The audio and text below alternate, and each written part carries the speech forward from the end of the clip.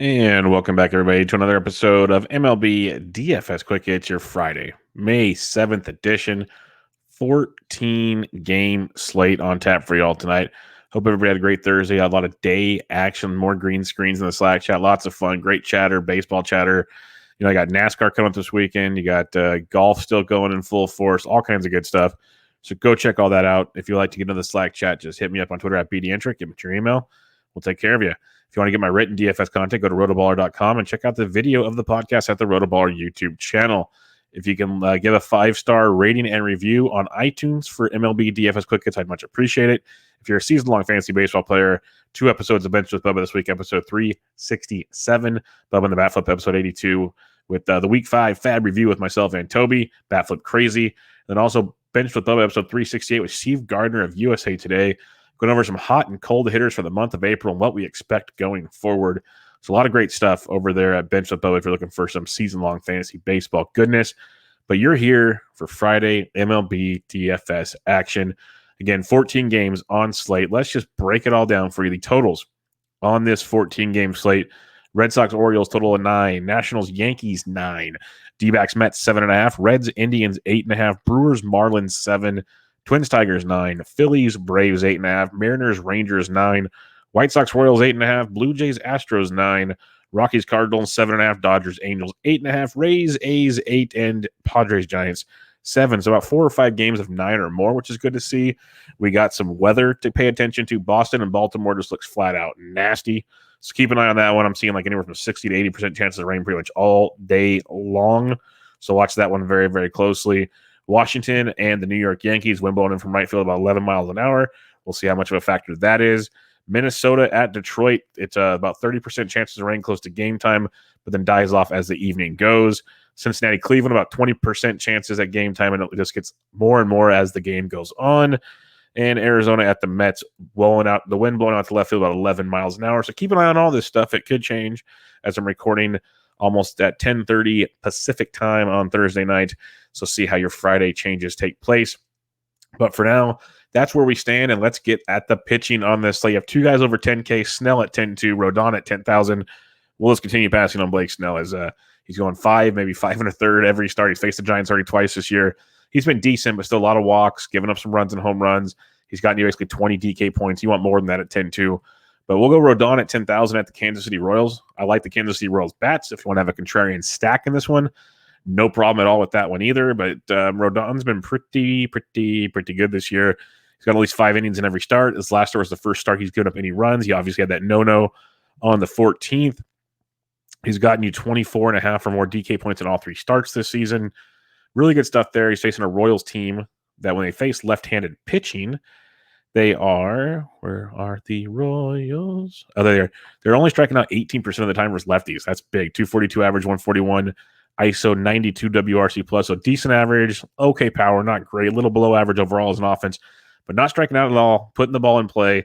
They're swinging it well. So keep that in mind with Rodon. He's not my favorite play on this slate. He's a good pay-up spot if you want to go there, but not my top spot. My top pay-up spot is Jack Flaherty at 94. And for regular listeners of the show, that tells you where we stand because I'm usually not an all-in on Flaherty guy, but I've been playing him quite a bit this year when his price dictates it. And at $9,400 at home against the road Rockies, that dictates it. Brings a 3.41 ERA into play. He's 5-0 on the season. And usually fantasy players go, "Oh, win stats are a joke." Well, DFS, that's 4 extra points every start. So that's a total of 20 extra points on the season right there from Jack Flaherty. That's pretty good as well. He's got 6 or more innings pitched in 4 of 5 starts this year. He's given up 3 earned runs or less in every start, 2 earned runs or less in 4 of 5 starts. He's only given up 1 home run on the entire season of 4 or 5 of his last starts. He's only got 1 home run on the entire in 4. He's only given up 1 home run in his last 5 starts. His first start of the year was a blow up, but he's been locked in ever since then. Since that blow up, it's 19 or more DK points. It's 22 or more in 4 of 5. He's been very good. The strikeouts have been there, 5 or more in every start, 6 or more in 4 of 5. Good ground ball ratios. Love Flaherty in this matchup. You get the road Rockies who are coming out of Coors Field, which always takes a couple days to get acclimated to, which is great to look at and target. They're also a team that against right-handed pitching, they strike out 24% of the time, 243 average, 171 ISO. Since it is Colorado, we'll go a little deeper on this one. Give me right-handed pitchers on the road with Colorado, and we increase things just a bit here. That is not the right stat. There we go. Nope. Bubba, you did the wrong thing. There you go. Right-handed pitcher away. Colorado striking out 25% of the time versus righties, 230 average, .097 ISO, and a 77 WRC plus. So that power disappears on the road for Colorado. So something to definitely keep in mind there. Flaherty at 94. We are all aboard that one.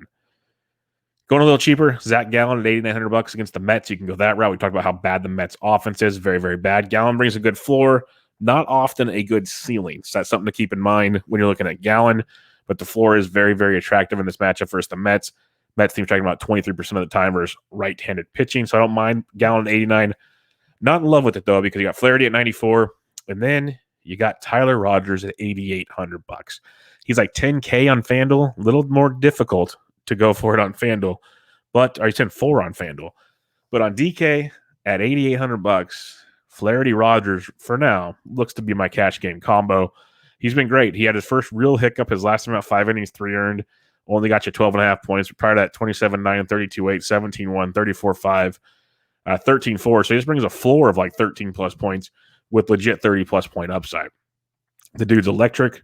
Strikes out a ton of batters. He's in pitcher-friendly Miami tonight. And he's facing the Milwaukee Brewers, a team that's dreadful, striking out just under 30% of the time versus lefties with a 188 ISO and a 121. So they have the power versus lefties, but a lot of strikeouts.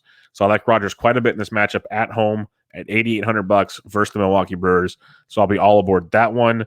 A few others here. Jamison Tyon's intriguing in his matchup against the Washington Nationals, a struggling offense. Remember, Juan Soto will be back DHing in this one because he can't play the field yet, but he can DH. So you got Soto back, but Tyon at 83 is not too shabby. Anthony DeSclafani, $7,600 at home against the San Diego Padres. Disco has been great. He has faced San Diego 6 innings, 3 hits, 3 earned, 3 Ks for 10.5 points, but he's faced them. I think he had one other start. Yeah, he's faced them earlier this year, got you 13.1. He's hit and miss, but he's got a 45-pointer against Colorado, a 17 against Miami, a 29 versus, so he's dominated Colorado twice. San Diego has been mediocre, but this is a Padres team that's gotten worse and worse as the season's gone on. They're struggling tremendously. You're playing in San Francisco tomorrow night, which is also a plus. San Diego is now striking out over 24% of the time versus right-handed pitching with an 81 WRC plus. That's a San Diego Padres that what we thought would be explosive offense, struggling a ton. So Disco at 76, I like.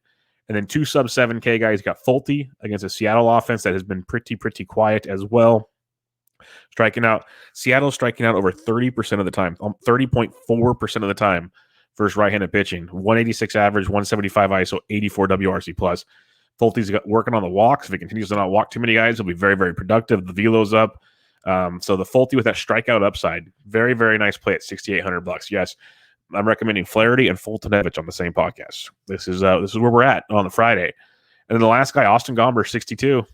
Buyer beware, but $6,200 revenge narrative going up against the St. Louis team, which I kind of like a St. Louis stack, but they also strike out over 24% of the time versus left-handed pitching. 225 average, 168 ISO, 89 WRC plus. So a below average overall offense versus left-handed pitching. Gomber, as long as he's not walking guys, is very, very effective. And he's been outstanding on the road outside of the one start against the Giants. So he's not a bad cheapie as well. So recapping my pitching, Rodon's up top, not too shabby, but my top pay-up spot is Flaherty at 94.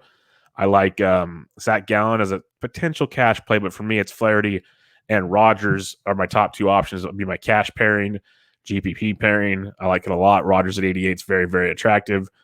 I will say Plesac on FanDuel at 76 is a very nice tournament play. I think he's got the quality start upside and more, so I don't mind it there, but I won't play him so much on DK at 84. Disco at 76. You got Fulte at 68 and Gomber at 62. So those are your cheap options to go with Flaherty and Rogers up top, and maybe some Rodon if you're feeling frisky.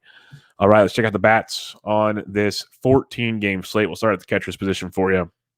You got Mitch Garver at 52 versus Skubal. If you're stacking Minnesota, go for it. Don't hate that at all. Wouldn't mind if Posey's in the lineup. He's 48 versus Snell. Be a good contrarian play. Cheaper plays, Christian Vasquez at 44 versus Harvey is very, very nice. Just hope that game plays. That's the bummer in that one. Going down cheaper, though, our buddy Higashioka is 3,600 versus Corbin. That's a very nice value. In his matchup, William Contreras is up to 35, so his price tag's starting to rise. Still a good spot there against Zach Eflin. I'd rather have Higgy at 36 versus Corbin. I got Young Gomes at 35, not a bad value either. A few other ones down here. Victor Caratini at 32 could be a nice value versus Disco. Tom Murphy against Fulte if you're not using Fulte. Murphy at 31 GPP only, but it's in play. I'd rather probably go Kisner at 28 versus Gomber. That's probably a good cash game value against Gomber at $6,800. Probably where I'll be going unless I see some other differences in lineups as they come up. Maybe Janny Jansen, get him super cheap versus Urquidy or something like that. First base position, you can always give Freeman a look. He's been struggling tremendously, but you can go that way if you want. Muncie's all or nothing. He's $5,300. Hit a lot of home runs of late, though. So you can go those routes if you want, or you can save some cash. Like Jesus Aguilar's with the 51 hundo. Great spot versus Suter and that Milwaukee bullpen. So not the worst thing in the world there. Vladito's always in play at 51. The White Sox are going to be very, very strong against Brad Keller. And Yerman Mercedes at 48. Like you can pay up to 52 for Abreu, or you can have Yermin Mercedes for 48. I think I'll go the Mercedes route, save some cash. Carlos Santana's not bad, but I'll take the Mercedes at 48. You go to Eric Hosmer at 42 if you want, Ty France, but honestly, Nate Lowe at 42 versus Flexen, very, very good value in his matchup, as all he does is continue to hit. So that's good to see. What's his name? Christian Walker is back for the D-backs off the IL. He's had 2 games since coming off the IL. He's 2 for 9 in those 2 games. Slowly getting it going. So keep him in mind. But $3,800 versus Peterson of the Mets. That's not a bad look to in that one. A few cheaper options. Josh Bell's $3,600, slowly getting it going. So could be a nice chance to attack Tyon in hitter-friendly Yankee Stadium. Josh Bell at 36 is a guy you can take a peek at. And then there's not a ton down below that jumps out right away. Like Brad Miller at 31 if you need some value versus Charlie Morton. If somehow Matt Adams cracks lineup, he's $3K, but I don't want to target Flaherty for the most part. Vogelbach is only 26, but it's Rogers, so I'm not looking to attack Rogers. Like Mountcastle's down here. There's a few others, but not too in love with the super value at first base tonight. Second base position, you got Ryan McMahon if you want to pay up, but I'd rather Eduardo Escobar if I'm paying up at 53 versus Peterson. Whit Merrifield if you want to attack Rodon. It's like, I love what Rodon's doing. I love the velocity increases, all that great stuff, but it feels like we're going to get one of those Rodon starts where it just doesn't happen. And the Royals offense, outside of just a weird day on Thursday, is swinging it pretty well. So if you want to be contrarian, Whit Merrifield at 51 with a Royal stack is healthy in play. Solak's 49 versus Flexen. Keep him in mind if you're stacking Texas. Albies is only 47 versus Eflin. Not a bad value in his situation. Ty France, I'll keep going to that well at 42. Marcus Semien had a big week in Oakland. He's 4K versus Urquidy. A few others down here. It's kind of a bleak section down here. Maybe Johnny VR gets a start at 3,500. Cronenworth's only 35 if you need to go that direction. More so in tournaments. I mean, in cash, not tournaments. Brosu in tournaments is 33 versus Manaea. He's having an overall bad season, but we do know how he likes himself from lefties, so keep him in mind if you want to get a little different. Madrigal on cash at 3K. I don't hate against Keller, especially because I wouldn't be shocked if he's hitting towards the top of the order with Lou Bob out. So keep him in mind versus Keller at 3,000 as someone to target. And then Andy Obani is at Texas. If he cracks the lineup against Flex, and he's only 2,600, not a bad value that I don't mind on this slate. Third base position. Justin Turner is always intriguing, but I'm not paying 6,100 tonight for him. At Escobar at 53, love Devers at 53 versus Harvey if that game plays. That's a phenomenal price point. The fact he is the 5th highest pay, or tied for 4th, is crazy because he's probably got the best matchup out of the top 5. So Devers at 53, I'll jump on that one. Bregman at 48 is not bad. He's heating up a ton. Good matchup for Stripling. If you're not using Fulte, Kyle Seager's up to 48. It's just a steep price. I liked him when he's like 42 or 43. 48's asking for quite a bit. Like that's like you're in Bregman territory. Or Arenado at 47, who's swinging it very well. Or even Yohan Moncada in a phenomenal matchup versus Keller. Yohan Moncada has great career numbers versus Keller. He's in there at 4,700, so you can go that route over the others. Austin Riley, but if you're not going to go spend up, you want to save a little bit of cash. Heimer Candelario is $3,900 for Shoemaker. I love a cheap Candelario, Scope, Grossman stack. See the rest of the lineup and see what you got. But those three right there, even if it's a 1-2 of just Goodrum and Candelario. That's fine too. Candelario's $3,900, swinging it very, very well. Moustakas in a tournament, I could see at 36, but I'd rather go Hunter Dozier at 35 versus Rodon if I'm going tournament hunting down here. I mentioned Brosu. Longoria, if he's back to lineup, he's 32 versus Snell. I think that's a nice GPP value at 32. Brian Anderson only 3K versus Sutter. That's got cash game appeal with GPP upside. Since he's returned from the IL, he's hit safely in all 3 games with a home run. He's got 5, and 22 points in those 3 games. He's $3,000 for Suter in the bull, but that's a very good cash game value if you're paying up and just want to punt the position. You don't have to punt the position, but if you want to, it's a very, very good spot. And then keep an eye on the Yankees lineup because Urshela left with an injury on Thursday. Could be missing time on Friday and the weekend. Could get some value Yankees in a good matchup versus Patrick Corbin. Shortstop position, Timmy Anderson at 57 at the top of the order versus Keller. All aboard that. That is phenomenal value. Bogarts at 54. I'll keep going back to that well over and over again, especially against Matt Harvey. Bo Bichette at 52 is not too bad. But going below the 5K, got IKF at 48 if you're stacking up Texas. Gleyber Torres is at 46. He's hitting it really well. It's just not all coming together, but man, he's hit safely in 8 of his last 10 games. He's putting up like 7+ points most games.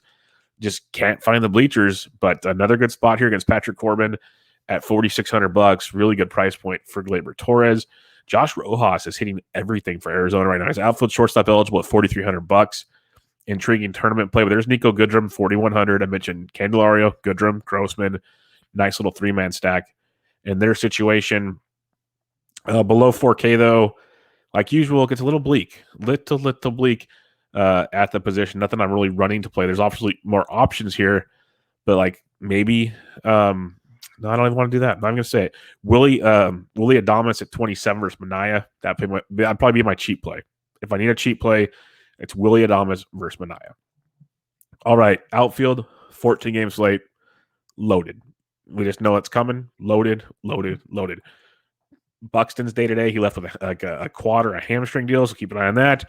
Harper should be back from his wrist injury, but you got Acuna, Trout, JD Martinez versus Harvey, Nelly Cruz versus a lefty. Like, these are all just great plays. But we're probably going to save some cash. Like Stanton at 51, I like quite a bit versus Corbin. Stanton's just crushing everything right now, which is pretty darn ridiculous. He's homered in 3 straight games. He's put up 16, 30, 29, 3, 15, 9, 13, 17, 9 in his last 9 games. The dude is just crushing everything. 51 versus Corbin's a really, really good play. All right. Ramon Lauriano in a tournament at 49. I can jump on that chain. Aaron Judge, 47. I prefer Stanton over Judge pretty much every night, but Judge is no slouch either. He's still getting the job done. A little cold here of late, but he was crushing it before this last 3-game series against Houston. So 47 against Corbin can get you right back on track with Aaron Judge.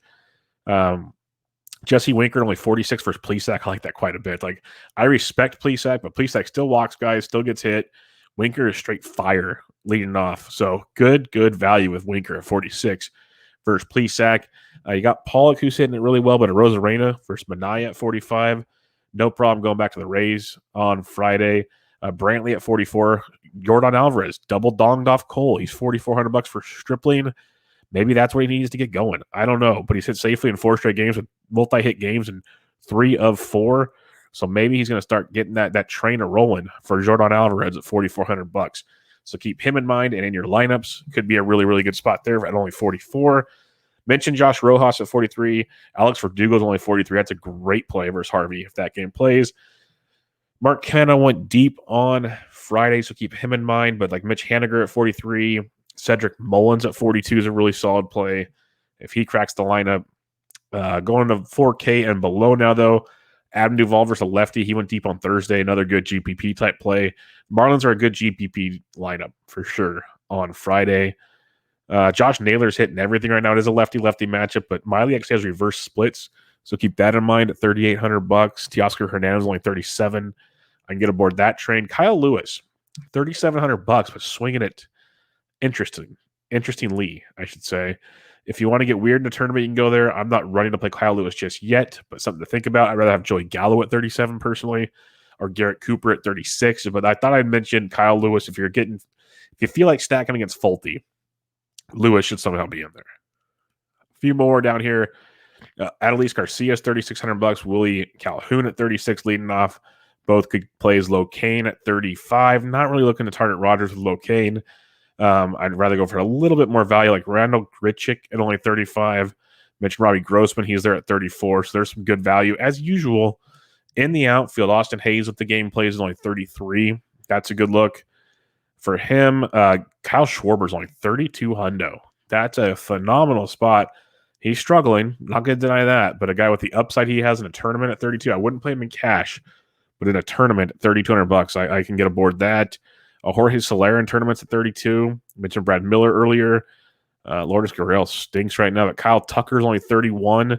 Man, he's got to get it going. He's too good to slump like this. Really too good to slump.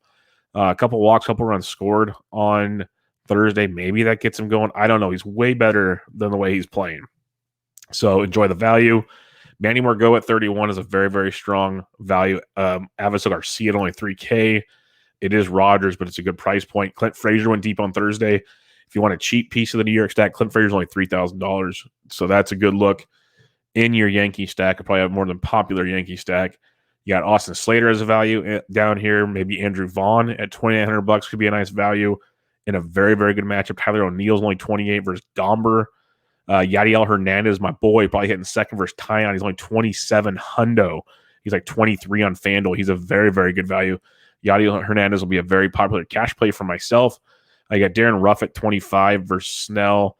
And a few others will be down here when we see some lineups maybe stand out. Like Franchi Cordero, Kiki Hernandez left the game with a hamstring injury on Thursday. Franchi came in and filled in. He's only 23 on DraftKings if he cracks that lineup. Let's recap the pitching on this 14-game slate. You got Rodon up top at 10. I'd rather have Flaherty at 94 as my high-priced option. Gallen at 89 is not too bad of a play, especially in cash, but I'll have Rogers at 88. Flaherty, Rogers is my cash combo, and I'll use them in GPPs also. But that's my cash combo, Flaherty and Rogers. You could go to Tyon if you want, but Disco at 76. You have Fulte at 68 and Gomber at 62. Like those three for values to match up with like a Rogers and a Flaherty, and maybe a Rodon sprinkled in here and there. When you're stacking up on this slate, Miami is a good GPP stack against Suter and company. Love the White Sox. That's a biggie. Love the White Sox. Don't mind the St. Louis stack versus Gomber. I like Gomber as a cheap value play, but I don't hate St. Louis either. Love the Detroit stack. Really like Boston if that game plays. Love the Yankees versus Corbin. Gonna keep doing that one. And then other than that, it's like Houston versus Stripling looks pretty darn good. Texas versus Flexen, good for value. Not really running to do a whole lot more. Maybe Cincinnati if you want to get weird. But not too much more in those respects. All right, everybody. That'll wrap us up on a Friday 14-game slate. Again, if you have any questions, hit me up on Twitter at BDentric. Come join the Fantasy TGen Slack chat. It's free. Just give me your email address. We'll take care of you there. Go see my written DFS content over at RotoBaller.com. Rate and review the podcast on iTunes, MLB DFS Quick Hits. And if you'd rather watch it, go to the RotoBaller YouTube channel. Check all the goodies out there.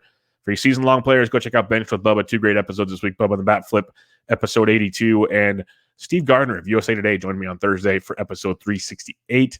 Also, every Sunday morning now, I'm going to be doing the waiver wire outfield column. Started that last week, so keep an eye on that as well.